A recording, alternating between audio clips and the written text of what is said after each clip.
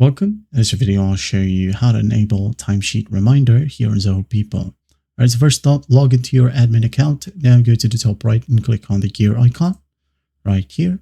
Now go ahead and click on time tracker. Click on it. And once you're in here, go to the top and then this tab, just click on automation.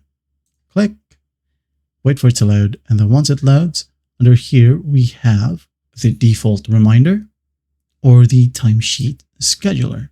It says here, add timesheet scheduler to collate time logs as timesheet and submit for approval automatically. If you want to use this option or the reminders option, it's up to you.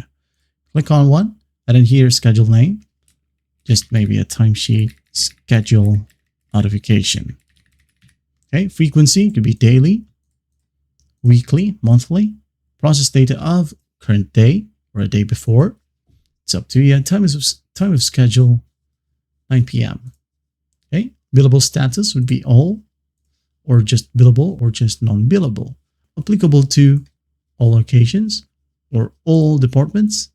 Okay, add in a criteria if you want to, or if you want to filter this out to a specific employee, you can go ahead and click on add an employee.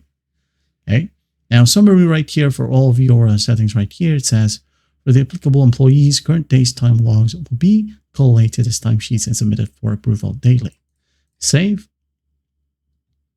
And once done, your schedule has been added successfully. All right. You have reminders here as well. Click on add reminder like so, and it says the same thing.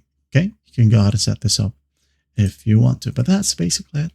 That's how you enable timesheet reminder here in Zoho People.